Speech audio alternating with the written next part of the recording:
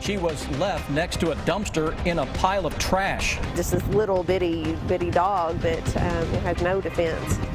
Tonight, police in Clark County are looking for the person responsible for abandoning a dog. 9 Fayette County schools test positive for high radon levels. What options the school board plans on discussing tonight at a public meeting. Just trying to be here to show support for all of our friends and family up at MSU. Businesses in Moorhead banding together to help university employees facing possible furloughs.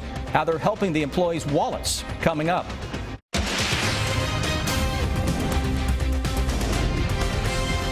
This is WKYT News at 5:30. They did everything they could to try and save her, but Clark County Animal Shelter officials say a dog they rescued from a dumpster last week has died. Shelter leaders say the dog was found in the trash on Friday near the intersection of Almond Street and Tyler Banks Court in Winchester. Now they're looking for the person responsible for abandoning the dog. Our Garrett Weimer is tracking the investigation in our top story at 5:30. You can imagine the heartbreak.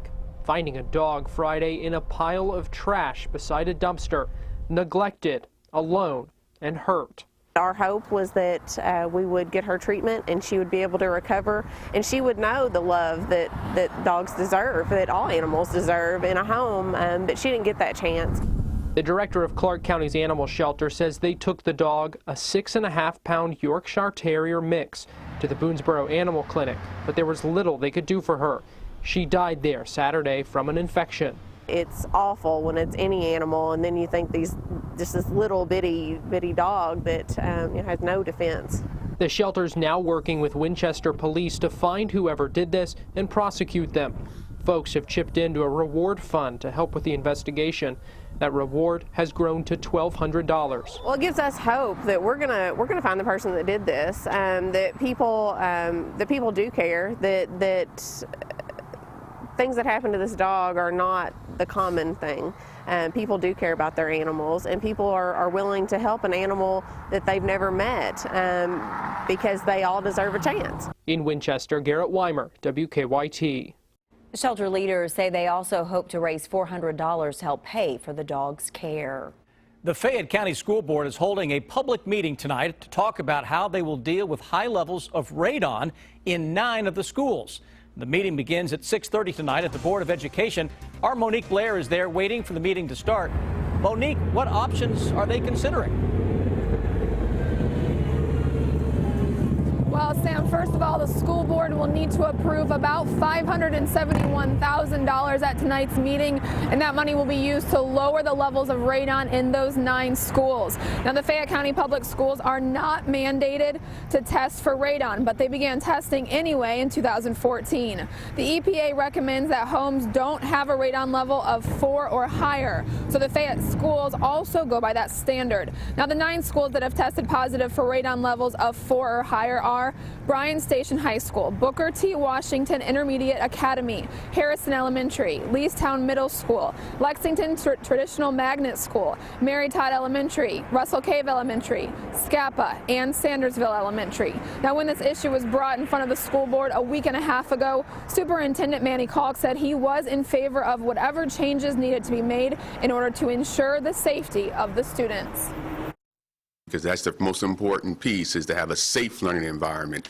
And so we're working towards that effort. So I thank you for all your effort, our teachers and principals and community, that we're going to make sure that the radon is well within the acceptable limits or ranges. Now, the roughly $500,000 will be used to make various changes to each of the 9 schools. That could range from anything from drilling into the foundation to making changes to the way certain rooms are ventilated. They say they will do whatever it takes to bring those radon levels to below a level of 4. Reporting live in Lexington, Monique Blair, WKYT. Monique, thank you. And if the money is approved, the projects will begin during spring break, but most of the construction work will take place over the summer break. Police say a mother and her daughter died in a two-vehicle crash this morning. Our county-by-county coverage at 5:30 begins in LaRue County. The crash happened about 6 this morning at Highway 210 and East Bailey Road near the LaRue-Greene County line. The coroner there says 32-year-old Ashley Moore and her 9-year-old daughter Brooklyn were killed. The driver of the other vehicle was flown to the University of Louisville Hospital. Police have not yet said what caused that crash. And in western Kentucky, a second case of the Zika virus has been reported. State health officials have not said where the latest victim is from, but they say the man tested positive for the virus after traveling to a Caribbean country. The man says he experienced Zika-related symptoms while traveling in recent months, but he has since recovered. Spring pretty much is finally here, and we're tracking some great weather for the first full week of spring. Meteorologist Jim Caldwell has an early look at that more spring-like forecast. That's right, and officially it is here. It's in position. It got here at 12:30 in the morning on Sunday. The problem is we still have a chill in the air, and it's hanging out with us even right now. We're looking to the outside. It's beautiful, though. Plenty of sunshine. Yeah, we're mixing in some clouds, but plenty of sunshine throughout most of the area. Currently sitting at 52 degrees here in Lexington, and that's a common number, very close to it throughout most of the area. Winds are coming in out of the west-southwest at around 11 miles per hour. So if you walk outside, the breeze hits you, naturally you're going to get a little more of a chill too.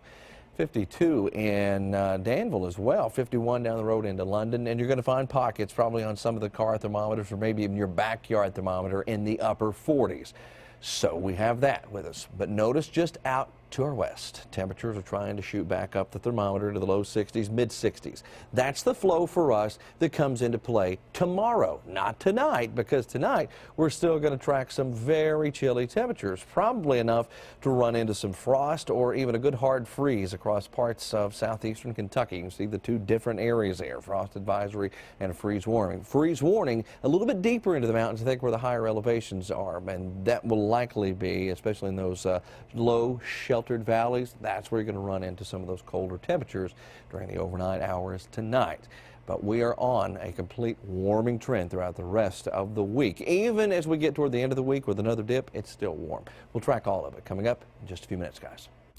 Some businesses in Moorhead are rallying together to help university employees during a tough time. Last week, the university announced its furlough plan for staff and administrators. So to help those employees with their finances, some businesses are offering special discounts for them. Sean Moody is talking to business owners about why they wanted to reach out in a story that's new at 5:30. It's pretty quiet here on the campus of Moorhead State University today. It's the first day of spring break. You can see there are a lot of empty parking spots. And with all the faculty not in the classrooms today, the community thought it'd be a good day to show their support. Classes are out this week. There's not a lot happening, but there are some employees around. They said there's an atmosphere of uncertainty as the school faces budget cuts. There are plans to furlough employees at different points throughout the year. It's tough to plan when you don't know what's going to happen. That's why other businesses in town thought employees could use a quick pick-me-up. And what better way than a free lunch? It'll seem like the right time with all the stress of the situation that might be going on. The Moorhead Fazoli's, with the help of a couple of other small businesses in town, is giving faculty and staff free meals. We want to be a community-based business, and we want to be here to support Moorhead and all the people in the region that take care of us. I'm just kind of hoping that people realize that us as a community are here to help out when we're needed. Anybody, not just the university, but anybody. It won't solve everything. The comments that I've gotten is they're just still happy to have a job and have health benefits. But it certainly meant something to the employees who came in today. It's a big boost to our pride, and we know that we're not in this alone. The university certainly helps the community, so I think it's great to have that visible connection. Moorhead State University employees can get those free meals up until Thursday. In Moorhead, Sean Moody, WKYT. And those meals are sponsored by several businesses in town, including Holbrook's Embroidery and McAllister Outfitters. Free Wi-Fi can be found from coffee shops to shopping malls. And now New York City is replacing old pay phones with Wi-Fi hotspots.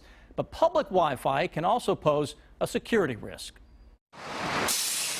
These aren't your daddy's phone booths. In fact, they're replacing them. Colin O'Donnell helped design the system. Along with maps, you've got the internet. You can browse the web, find information. The biggest issue with public Wi-Fi, especially at this scale, is security. The main concern for a lot of people is you go on public Wi-Fi, you're afraid you can get hacked. How can they be assured that that's not going to happen with this system? Because we're a public network, everybody has to have their own encryption key, and so they're all individually encrypted, and so it makes for a very secure and safe network. Meaning every time you go online, the system issues a digital key only your device can use. But there are ways around encryptions. Spear phishing attack. We asked cybersecurity expert Gary Milievsky to show us just how easily hackers can set up a fake login page that looks like the real thing.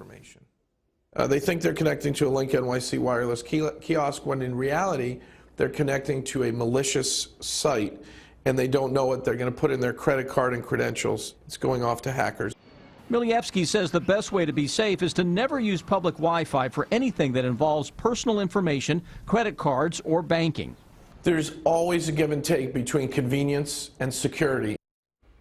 In New York City, they say they will be remotely monitoring any suspicious activity 24/7 and will not gather personal information for sale to third parties. Now, Philadelphia and San Francisco tried public Wi-Fi, but it failed because of a lack of money. And the people behind New York's effort believe that advertising on the side of the kiosks will bring in millions of dollars. They are another step closer to approving a state budget. Kentucky state senators expected to discuss that budget bill this week. The House has passed a budget, and now it's the Senate's turn to look over the options. Bill Bryant is talking to lawmakers about the budget in the bottom line. Good evening. The Kentucky Senate is expected to take up the budget bill this week and pass a version to be reconciled with the plan adopted by the state House and with the proposal put forth by Governor Matt Bevin. The governor called for cuts to many state programs, including higher education, so that he could set aside about $500,000 and also put in about $1 billion into the state's troubled state pension funds. All sides agree on the pensions as a priority, but the majority Democrats put a budget through the House that restores some of the cuts the governor wants, including to colleges and universities. The governor had wanted to put about $500 million in a reserve fund. Two Lexington lawmakers from opposite ends of the political spectrum appeared with me on this weekend's Kentucky Newsmakers. The governor's proposed budget had $650 million cuts in this year alone, 47% of which were in education. So when he made the statement the night that he addressed both chambers that he was holding education harmless, it simply wasn't true. What we have done is to protect all of education from Governor Bevin's proposed cuts. The House Democrats, and it was their philosophy, obviously, to spend every dime they could get their hand on, and at the end of the biennium, we're going to be left with no money to address future pension obligations, no money to do that whatsoever, and we're going to have the taxpayers will be backed against the wall, and they're going to come in and they're going to say the only thing we can do is raise taxes. Kentucky Newsmakers is available on demand now at WKYT.com. Tomorrow is another big day on the presidential campaign trail with key contests out west. In Utah, polling shows Ted Cruz with a 2-to-1 advantage at the moment over Donald Trump in the Republican race there. On the Democratic side, Bernie Sanders leads Hillary Clinton in Utah. Arizona also holds a primary tomorrow, and Idaho holds a Democratic caucus. Back here in Kentucky, a special wet-dry election is set for tomorrow in Adair County. The polls will be open in precincts across the county from 6 a.m. to 6 p.m. local time Tuesday. Bill Bryant, WKYT. When firefighters get together to train, it's normally done in a structure specifically built for drills. But today, firefighters in Richmond got some hands-on experience. The old Heritage House Bed and Breakfast in Richmond was recently purchased by a developer as the future site of an assisted living facility. But instead of tearing down the house, firefighters burned it. Firefighters say this kind of training provides invaluable real-world experience. It being from 1995 makes a huge difference because it's more like the homes that we would actually respond to. So this training opportunity is invaluable to us to be able to burn and practice putting out fires in houses that are more similar to homes that are being built now. All of the furniture from inside the home was donated to Richmond Habitat for Humanity.